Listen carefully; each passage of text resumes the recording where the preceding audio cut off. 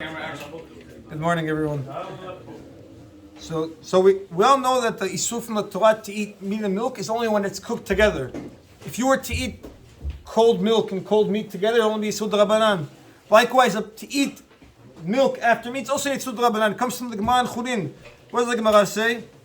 Ama ma'ukva. Ma'ukva says, Ana behamilta chala bar chamra gabe abba. Regarding this matter, I'm like vinegar, the son of wine.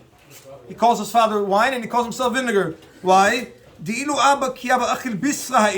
when my father would eat meat today, he would not eat milk until the next day, 24 hours. He would wait 24 hours, his father. He says, he says, but me, I don't eat dairy today in this meal. But later in the next meal, I'll eat it. He says, I wait from meal to meal. My father used to wait day to day. I wait meal to meal. So the Rif says, we see from here, that the halakha that the Gemara says is that you cannot eat dairy unless you wait from meal to meal. So it doesn't say a time in the Gemara. It says from meal to meal. Right? So in this, to translate these words, we have 5 opinions in the Rishonim. We have 5 opinions to translate these words. From the most lenient to the most strict, we'll go. Rabbeinu Tam is the most lenient. Rabbeinu Tam holds, what does it mean from meal to meal? All it means that you have to wash your hands and rinse out your mouth. Even in the same meal, Rabbeinu Tam holds, you can have steak, wash your hands, rinse out your mouth, you can have dairy right afterwards. In the same meal. That's Rabbeinu Tam. That's Rabbeinu Tam, how he translates it. Who holds Rabbeinu Tam? No one. No one holds like Rabbeinu Tam. No one.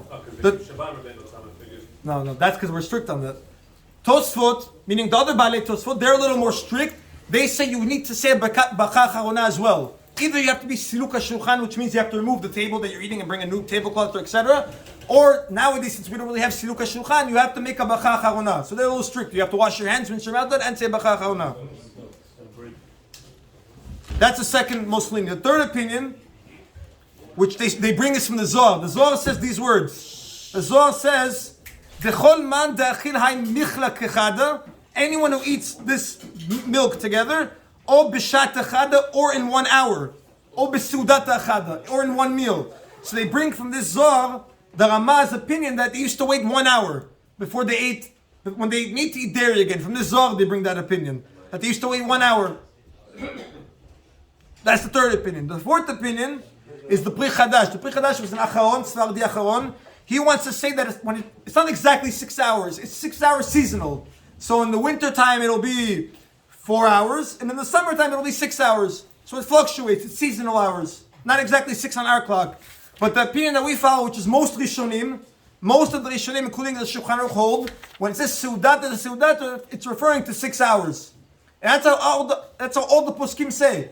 All the Poskim say, including the Ashkenazi Poskim, the Maharshal writes in the Shulchan Aruch and the comment Yam Shel Shlomo, he says anyone who has Reach Shel Torah and Ben Torah will always wait 6 hours. That's what all the opinions bring down. No one holds like Rabbeinu Tam, like Tosfot. The 1 hour halakha that the Ramah says, Rav Ovadia uses it in the case where somebody's sick.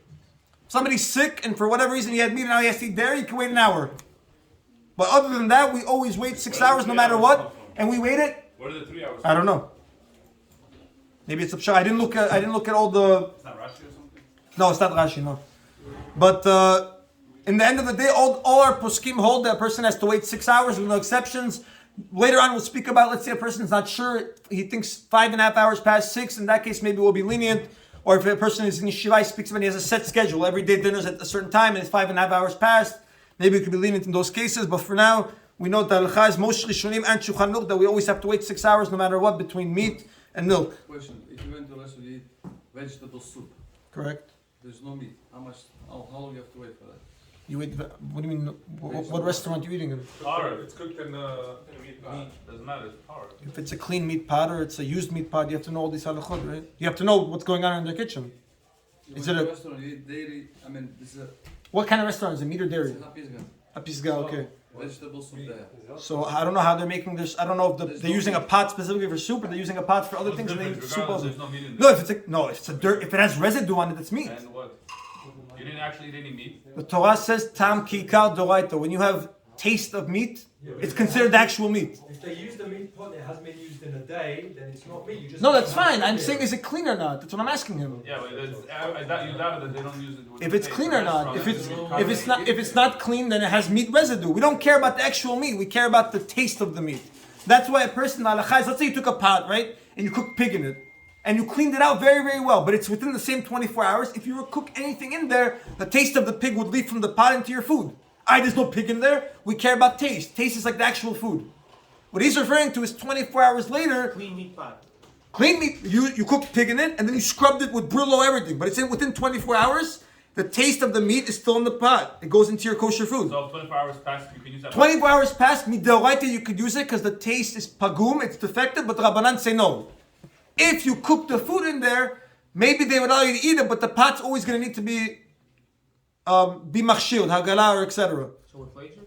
What? I'm saying it depends how they make their pots there. I don't know, you have to go to the back of the kitchen and ask them. Right, you can never put milk in that pot until you do agala. 100%. Maybe the food might be mutar because of pagum, but the pot you can never use again.